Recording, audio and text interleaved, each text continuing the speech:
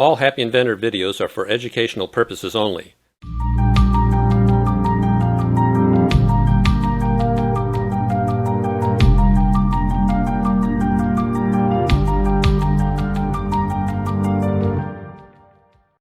Welcome to another episode of the Happy Inventor.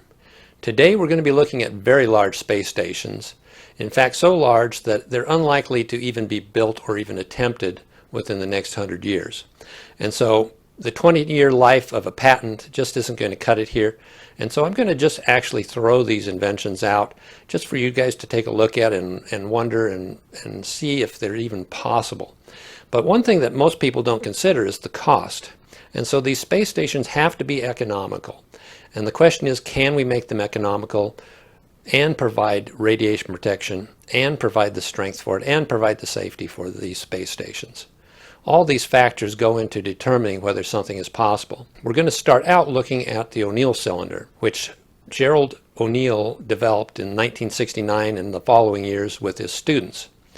And they found that it was practical to make space stations up to about 5 miles in diameter with the high-strength steels and materials they had at the time.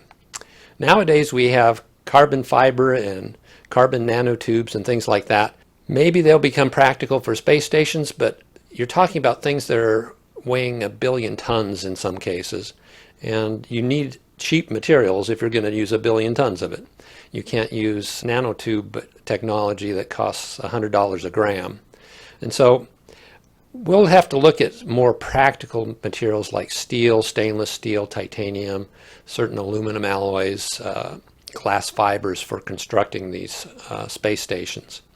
But we're going to look at O'Neill's largest design, which is generally called the O'Neill cylinder.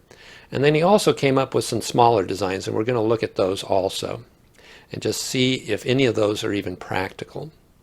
So let's go ahead and get started. Watch this introduction and enjoy.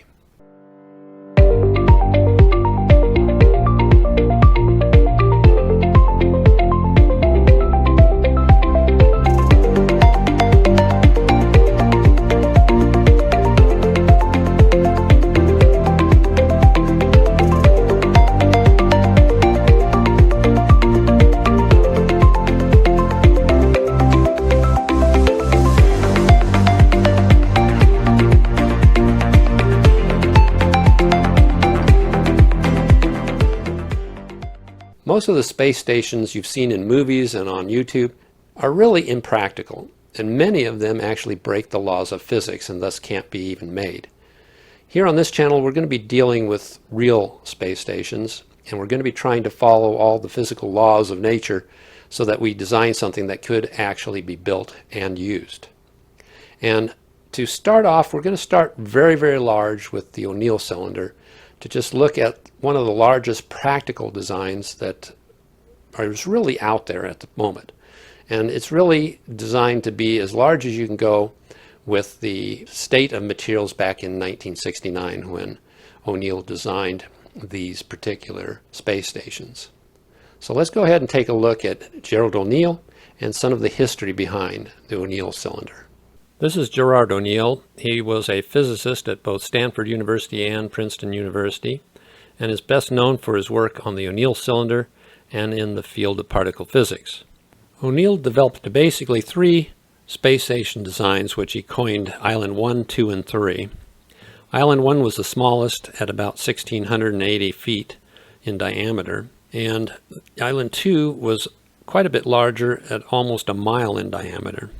And both of these were spherical in shape just to hold pressure better, but he realized that the cylindrical shape of a space station was far superior to a sphere. But O'Neill's cylinder is definitely unstable and basically had to come in pairs to counterbalance the rotational inertia of each other.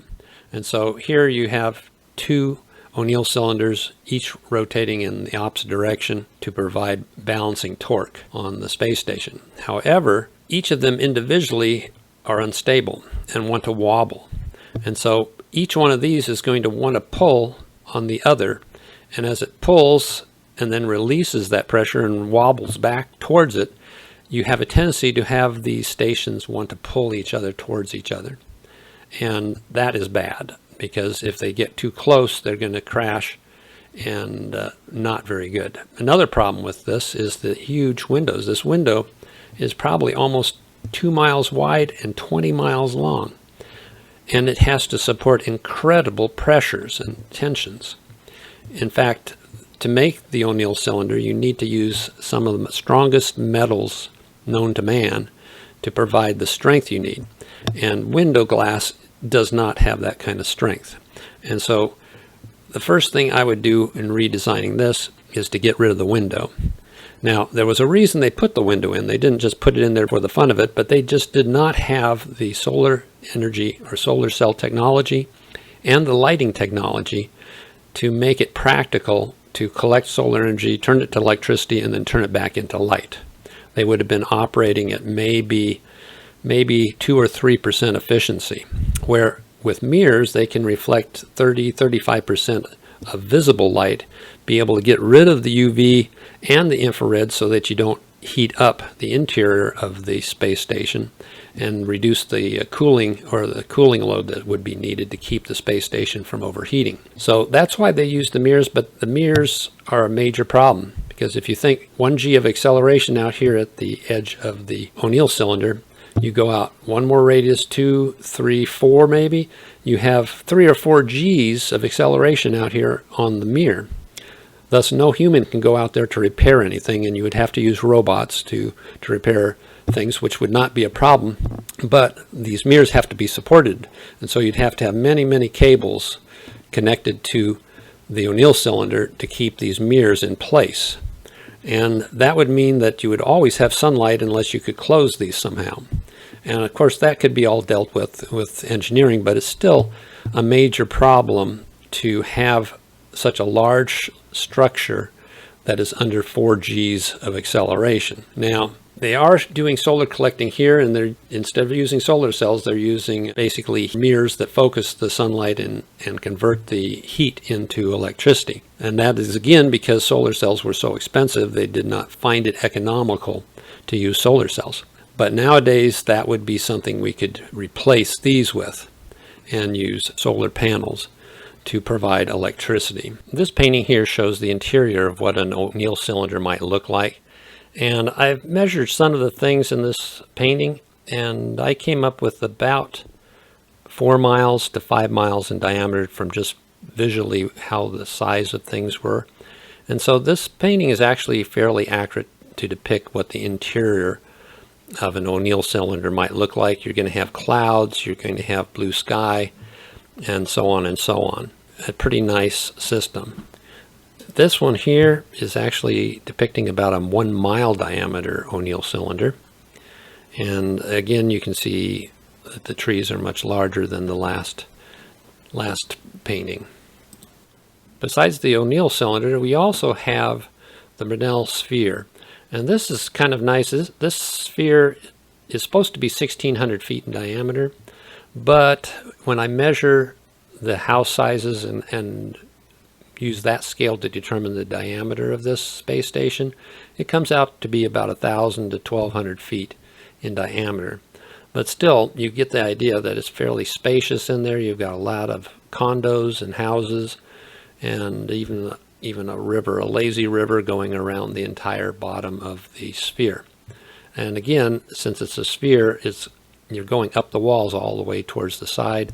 The river is going to have to be at the bottom because that's where gravity is the strongest, and also the downhill direction for the entire inner surface. So interesting design.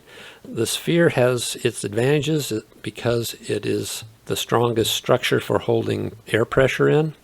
However, it's not necessarily the strongest structure for rotating mass, but it's not bad.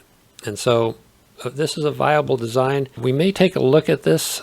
My spreadsheet, I don't think will do, well, I think it will do a sphere, so we could actually calculate that and see what it comes up with.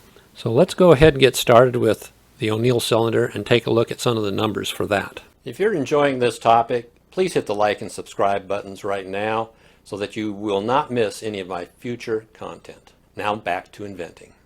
Now we're going to geek out a little bit with these numbers, and if numbers scare you, just look away. But I have to go over these numbers to decide whether a space station is viable or not. And we are going to be looking at this structure for our space station first, which is essentially the structure of the O'Neill cylinder. You essentially have a cylindrical pressure vessel with hemispherical ends. And in our case, I'm going to be putting 4 different layers of shielding, with one of the layers being actually the outer shell that provides the strength for the entire space station. But the outer shielding can be fairly light and is designed to stop space meteors and space junk and things like that, plus to absorb and reflect solar radiation to prevent heat loading on the exterior of the space station. And this can be very lightweight, or it could be heavy depending on what the user wants. I'm going to have it fairly lightweight. And the next layer in is actually the shell that supports everything. And I'm going to be calling that the outer shell because it is the structural support for the entire space station. And inside of that, I'm going to have a neutron absorber because the outer shell generally is probably going to be made out of a stainless steel of some kind. And iron produces neutrons when hit by cosmic radiation. And so you want some kind of neutron absorber, either water or boron or plastic, inside of the iron layer to absorb those neutrons and reduce that. And since neutrons, when they're absorbed, emit X-rays and gamma rays specifically, you want something that will absorb gamma rays inside the neutron absorber, which could be just a layer of water and soil, basically growing plants and things like that. And so those 4 layers provide very good radiation protection, especially if they're thick enough to provide the amount of density that you need. And then the system we're going to be looking at for the O'Neill cylinder will provide almost 11, or actually over 11 tons of material per square meter, which should block most of the radiation, both cosmic radiation and solar radiation, from the interior of the space station. Also notice that the shown thickness of these layers are approximately 200 times greater than it would be for an actual O'Neill cylinder. So if this was 5 miles wide, this thickness is way exaggerated so that you can actually see the layers. If I actually drew them their real thickness, you would never even be able to see them. They would all look like just a single line. So now this is the spreadsheet, and each of these white boxes are user adjustable values. And you can see that I've entered values here to provide a space station with 5 miles by 20 miles. The 5 miles and the 20 miles are calculated.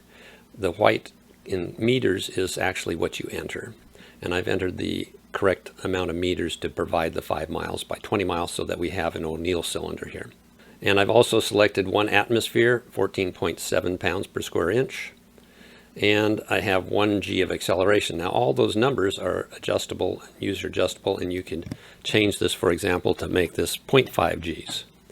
And you'll notice that the RPM changed and a bunch of factors over here changed also. But for our uses, I'm going to keep this at 1 and just have those numbers the way they are. Now all the blue boxes and all the yellow boxes are calculated values, and you do not want to change those because those equations are important to the actual function of this spreadsheet. And each one of these blue boxes has an equation in it, and I'm not going to go over all those different equations, but I do want to show you one equation, and that is the rotation rate, calculating the RPM of the space station for the given amount of acceleration that you want on the outer edge of the space station. And that equation is shown here. Generally, you don't use the radial acceleration, you use the centripetal acceleration, because centripetal acceleration is actually a real acceleration. It's the acceleration on the object, where the radial acceleration is a fictitious acceleration, and it is the acceleration that's apparent to someone standing on the inside of an orbital device like this, or a space station. But it's not a real acceleration. The acceleration is actually going in the opposite direction. But to simplify the equation and to get rid of negatives, I have used the radial acceleration, which is equal and opposite the centripetal acceleration, just so that I don't have negative numbers or have to deal with negative numbers in my equations. Now, this equation is generally in radians, and we don't want it really in radians because almost no one, even I, don't use radians per second for calculating the rotation rate of things. I mean, I calculate it that way, but I don't usually use them. I'm much more familiar with what an RPM is. For example, the second hand on a clock is 1 RPM. You kind of know how fast that is just from reality. You have engines that rotate at 800 RPM when they're idling. You sort of know what that speed is. So you have an intuitive feel for RPM. But we have to put a conversion factor in there to go from radians per second to revolutions per minute. And revolutions per minute is kind of a weird unit, basically 360 degrees per minute. How many 360 degree turns per minute? And so I'm going to be using this equation, and when we go back to the actual spreadsheet, we can see that the rotation rate, this is the equation we're using, and this is the text form of that equation that we just saw on the other page. Now, to start off, I want you to think about what is the population of this space station. Now, you remember with the O'Neill cylinder, only one half of the interior was actually space that you could live on. The other half was windows that had to let sunlight in. This is a lot of windows, and it reduces the amount of people you could actually put on the inside. Since I'm planning to use either solar panels and LEDs to light the interior, or have one end open and shining a concentrated light in down the center and providing illumination for the inside from one end, and so that I don't need to have so many windows all over the entire O'Neill cylinder. So what would be the population? I have it marked out here just as the equation, and I'm going to delete the parentheses there so that it will actually calculate. But think about that. About 2 million for a normal O'Neill cylinder, and probably only 1 million per O'Neill cylinder, but I'm going with a little bit higher density. I am going with a density of people that is 1 person for every 200 square meters, and that's 2,100 square feet. Residence, if you had a 2-story house, that would be over 4,000 square feet, and for the most part, probably most people will have 2 stories so that they can have more land area for parks and front yards and things like that. But let's just see what the value is. And so at 200 square meters per person, you end up with 4 million people that can have that amount of land area. And this says floor area, but it really should say land area, because it is the land area of the interior of the space station. And this 200 square meters is an average that I chose. And some people are going to have only 100 square meters, and some people are going to have 350 square meters. 100 square meters might be a nice size condo. And in fact, if you had a 2 or 3 story condo, you might be only using maybe 35 square meters of land and just have 3 stories high. But if you had 350 square meters and you had double occupancy, you could actually have a home that is very similar to a residential home here on Earth, where you have a 2-story house with a little bit over 3,000 square feet and a nice front yard and a nice backyard. And now the nice thing about this 200 square meters is that if 60% of people have the 100 square meters and 40% of the people have 350 square meters, they average out to 200 square meters, which is also a nice size. So this is a realistic amount of land per person. It could be much lower, it could be higher, but probably not much higher than that. This is to give a lot of nice space. So how much air? Let's look at the amount of air in here. Any ideas how much air is in here? Well, per person, the air volume is 463,000 cubic meters per person.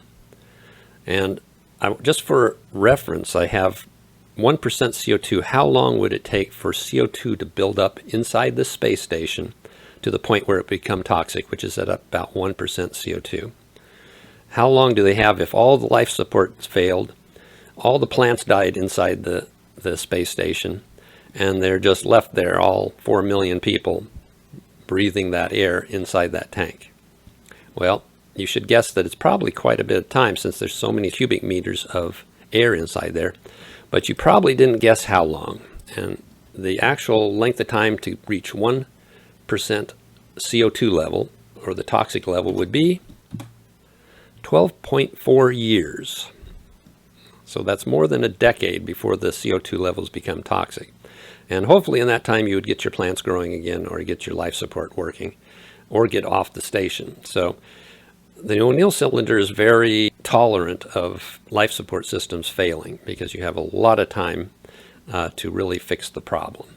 And so that kind of amazed me, that it was that much time on an O'Neill cylinder. But it also tells us how much air we are wasting.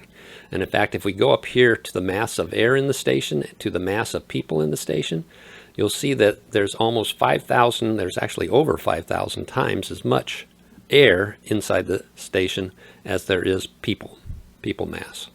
And so that's why you can live for 12 years in there without any kind of life support system running at all. Of course, you'd have to eat still. That would be a problem. But as far as the oxygen level and the CO2 level inside the space station, you're not really going to see problems for over a decade. All right, so how about the mass of the space station per person? This is critical to decide how much it's going to actually cost for someone to live on this space station, because you have to lift all this material up into space, or you have to mine it from asteroids, which may or may not be cheaper than just bringing it up from Earth. Now, bringing it from the moon probably is going to be less expensive. And so this number of $50,000 per ton, which is what is estimated for the Starship that SpaceX is building. If we take that number and we realize that we have 3,300, almost 3,400 tons of material per person to have this 200 square meters of land, you can guess that this is going to be expensive, right? And if we calculate it out here, we're going to see that it is expensive. $170 million per person. Now, this is probably unsustainable. Even with robots building everything, this is a lot of money, and you need a lot of people. You need 4 million people to populate this station, and each of them providing $170 million. At our current economy, that's not going to happen. So something has to be fixed here for this to be a practical space station. And what we can do is we can actually reduce the size of this space station just by changing the numbers up here. Notice that having a 5-mile space station, the rotation rate of the space stations is actually very low. It's only 0.472 RPM, so less than half of 1 RPM. But the outer edge is still moving at almost 200 meters per second. So a lot of kinetic energy in this O'Neill cylinder, and you still have to spin that O'Neill cylinder up. That's where having 2 O'Neill cylinders is really important, so that you don't have to use fuel to spin up the space station. You can use motors and have the rotation of one space station counteracting the other space station and providing a net zero rotational momentum for the space station. And I've included not only the weight of the atmosphere, the shielding, and the outer shell, which is the structural part of the space station, but I also include the mass of the furnishings and the mass of the people themselves when calculating how much strength we actually need. And you see right here, this is the estimated thickness of the outer shell, which is the strength component. And there could be other parts that provide pressure strength to keep the space station from falling apart.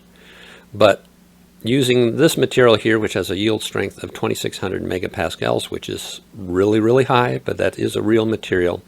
And it is a steel, so it has 8.00 grams per cubic centimeter, or if you measured it, 8 tons per cubic meter. And here you can enter the density of the furnishings, which is 20 kilograms per square meter, which works out to about 4,000 kilograms of actual furnishings inside the home. And for the dwelling itself, I've provided 100 kilograms per square meter, which would be 5 times that, or about 20,000 kilograms for the person's dwelling, which is probably fairly reasonable. You're not going to be building very heavy structures up there. You're not going to use concrete, for example. Mostly probably you'd be using wood, plastic, maybe corrugated stainless steel and things like that. You're not going to necessarily have raining in there. You don't need a roof per se, but you might want a roof just in case. But this gives you an idea of the different values you can enter here to find out how they affect the thickness of the outer shell. Now over on this side, I've entered all the different shielding and its density. And down here is the total, and you see that it's almost 12 tons per square meter. And this provides a really good radiation shielding, providing this 1 meter of steel actually will block almost all radiation. Even the neutrons will be having trouble getting through this amount of steel. But we still also have neutron absorbing half a meter of neutron shielding and a meter of gamma ray shielding. And the gamma ray shielding will also block the neutrons too. But a lot of shielding in this particular station. But you can see that the mass per person is huge and results in a very high cost. Now, we need this thickness of steel because the space station is so large, 5 miles by 20 miles. But if we say, okay, that's going to shield most things, I don't really need too much, but I do need the exterior shielding to protect against debris and micrometeors and actually large meteorites. But this neutron shielding, I really don't need that. Let's just make that 0. And when I do that, it reduces our shielding by about 1 ton. And maybe I don't need a whole meter of earth and water underneath on the ground. Maybe let's go a half a meter.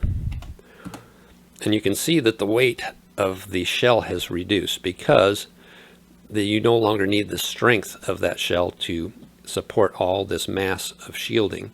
And so the acceleration due to the rotation is the same, but the mass that you're rotating goes down. So we've lost almost 12 centimeters of outer shell, which reduces the mass of the whole entire space station, which reduces the mass per person. And now you can see instead of $170 million per person, we're down to $140 million per person just by changing the shielding. We still have shielding here, but it's mostly soil and water for growing plants and things.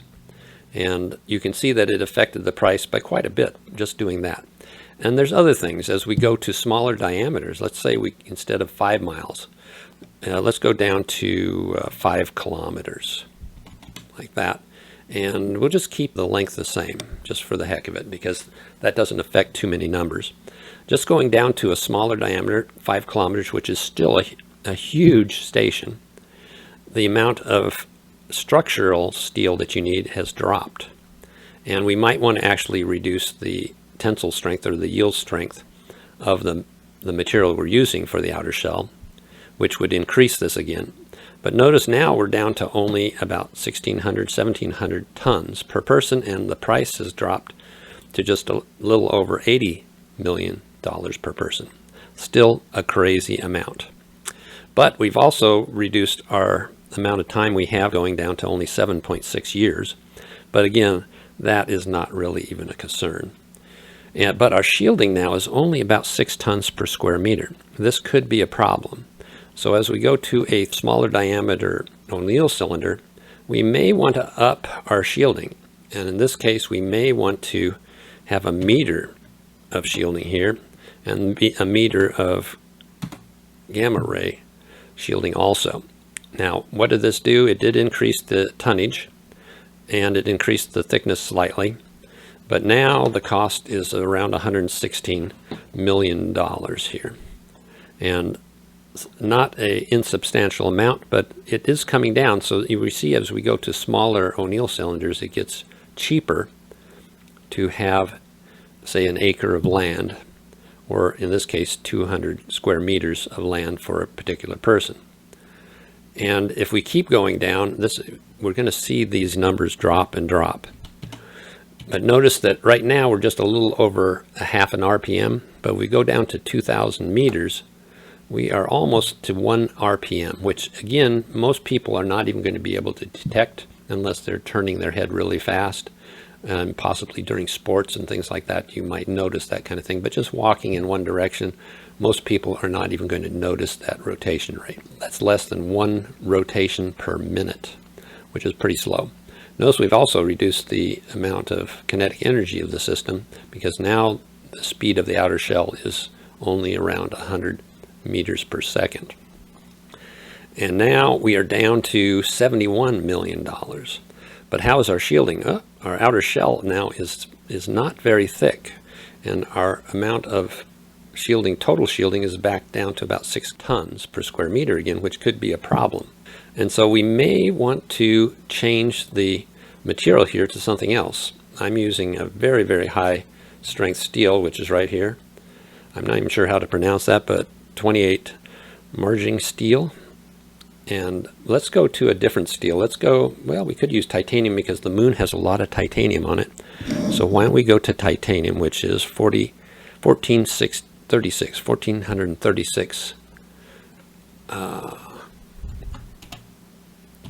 megapascals, and the density of titanium is 4.5 grams per cubic centimeter. And now what's happened? Okay, the thickness has gone up. Our shielding really has not changed because titanium is lighter, so that really didn't help much. We kept the same amount of shielding approximately. We made it thicker. Did we change the price? We didn't even change the price. It's still at $72 million. So let's go ahead and pick England steel, which is 1500 megapascals at 8 grams. So 1600 at 8 grams per cubic centimeter. Now we've got a thicker shell, and it's definitely heavier. We're almost up to 7 tons per square meter. So we have a little bit better shielding. And I should point out that the strength we have here for the station shell is controlled by this safety margin. I have a 3-to-1 safety margin here. So in other words, the outer shell is 3 times stronger than it needs to be before it gets to its yield strength. Now we can change that to something else. For example, right now we're at $83 million, which is actually more than before because we actually have more mass. But if we change the safety margin to 5, you can see that the price goes up because now you need a lot more strength in your outer shell to support all the weight of the rotating mass and the air pressure on the inside. But for most purposes, 3 times is a good number, and that's why I use that. But if you wanted to see the cost for different safety margins, you could do that. So this is the spreadsheet. Notice since we've gone down to a 2,000 meter diameter, we're under 1 million people now that can actually live on that space station at 200 square meters per person. And so the number of people that can live on there is going down. Now the length of this is a little outrageous. And in fact, we probably need to have it, if you wanted it stable, this length would probably have to be under 1,500 meters, like that. And probably even less than that, but it would be semi-stable at that level. And if we do that, we're down to only 70,000 people in the station because there's a lot less surface area, a lot less land involved, and we're at 2.2 tons. And this is actually, this 7 tons per square meter of shielding is a lot of shielding if you're in low Earth orbit because the cosmic radiation is greatly reduced, solar radiation is greatly reduced, and so the amount of radiation is much smaller because you're inside the Earth's magnetic field, which is protecting you from a lot of the radiation. So you really don't need this much if you were in low Earth orbit. So something like this in low Earth orbit would be probably overkill as far as protection. But if you were at an L4 or L5 position, which is outside the Earth's magnetic field, you would want this much shielding and possibly even more. You might want to add some more shielding to the outside. You may want to add maybe an extra meter of shielding there, take it up to 8 tons per square meter. It increases the outer shell slightly, and it increases your cost a little bit, but you've also reduced your radiation level probably close to in half by doing that. So lots of things to change. I hope you guys can get and play with this. If, for example, 50,000 per ton, SpaceX can't do that, and it's actually 100,000 per ton, you can see it really makes it uneconomical to have a space station like this. But there's other things we can do. So let's put this back to $50,000 per ton, and I'm going to change this to 50 square meters. And you might be asking, 50 square meters, that's not so good, but if you had a 3-story condo, you could have each condo with approximately 1,000 square feet, which would be 35 square meters, and with an extra 15 square meters left over. And if the condos were 18 feet wide, this would give you about 25 feet of yard area in front of the condos. And if you had 2 rows of condos, you would have about 50 feet of space between the condos, which is perfect for a little picnic area, small fish ponds, or even recreational spots where you could play different sports like volleyball and things like that. And so 50 square meters could actually work very, very well for a condo situation on the space station. And notice that the tonnage per person has gone way down, which has also reduced the cost down to only $32 million instead of the $160 million that we saw before. And now we have over 250,000 people on the space station. And of course, not everyone's going to want 50 square meters. Some people are going to want more. And so this number may reduce down to 250,000 or even 200,000 on the space station, which would give a nice living area for a lot of different people of different financial means. Some people would want the 50 square meters just to be able to vacation on the station. Other people are living up there and are very wealthy and are spending $160 million to have 200 square meters of land. But this shows that it is maybe possible to have a smaller space station like this that only houses around 250,000 people. And possibly there's that many people that could afford these prices. This spreadsheet can also be used to calculate a spherical space station, in that we can make the length 0 and the spherical end caps come together and you have a spherical space station. And so this is what we are going to do. We are going to change this to 0. But notice that we have more than 250,000 people here now. And that is because I went up here and changed how I calculated the surface area. I was using only halfway to the end of the sphere. But really, if you go to the place where there's half gravity, that's 87.5% of that spherical end. And so what I really want to do is 87.5 or 0.875 times the diameter of the ends to calculate how much surface area is actually going to be used. In reality, this number probably is going to be 100% because there's going to be some people that want less than 1/2 G of gravity for their condo. I can see many people wanting moon's gravity condos for themselves, so that on a vacation for a week they can vacation in very low gravity like the moon has. But I'm going to use this number here of 87.5% of the area, and that leaves only a tiny little circle on the end of each one of these spherical end caps that is not being used for rooms and condos and things. And so when we do that, though, we go up to 367,000 people. And so the cost is going down. We're down to 16 million now. But with the added number of people, we also have less oxygen to provide breathing for them if the life support quits. But still, we're at 0.7 years, so we're looking at about 8 months to figure out what to do with the life support system, and that assumes all the plants die. The actual shielding that we're using has dropped, and we may want to add some more. I'm not sure when that disappeared there, but we probably, if we're in low Earth orbit, this is fine. Maybe I will leave it that way. If we go out to L4 or L5 positions between the moon and Earth combination, we would need more shielding. But if this is low Earth orbit, we have plenty of shielding here. That is not going to be a problem. But now we're going to change this and make it 0. And now with that 0, these two end caps come together and everything is spherical. And it did not like my calculation because it can't take 0. There was a problem in there. So what I'm going to do is make this 1 meter.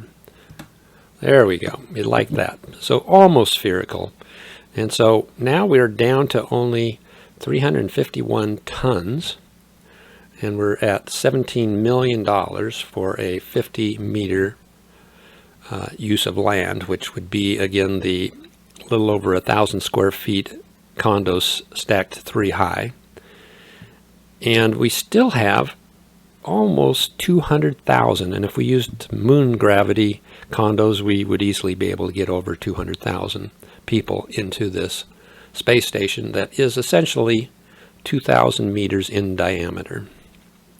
And this is interesting because the mass per person is still very low.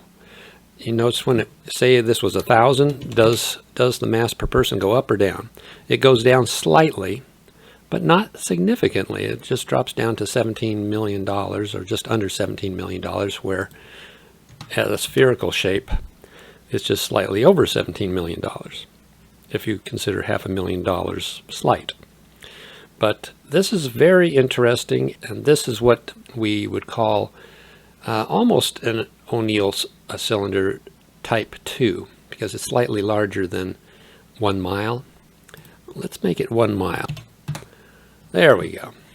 And now we have about 140,000 people, and the price actually went down going to the smaller diameter because we have a little bit less material going into the space station. And still right around $17 million. That hasn't been changing very much as we've been trying different numbers. But this is very, very interesting. So I think I'm going to end it here. Don't forget to like this channel and subscribe. And next time we are going to be looking at my space station that I designed, where I'm trying to reduce this number of mass per person by a considerable amount. And I'm actually going to be trying to reduce that by at least 10 or 15 times, getting the price down somewhere around $1 million. So that's next time.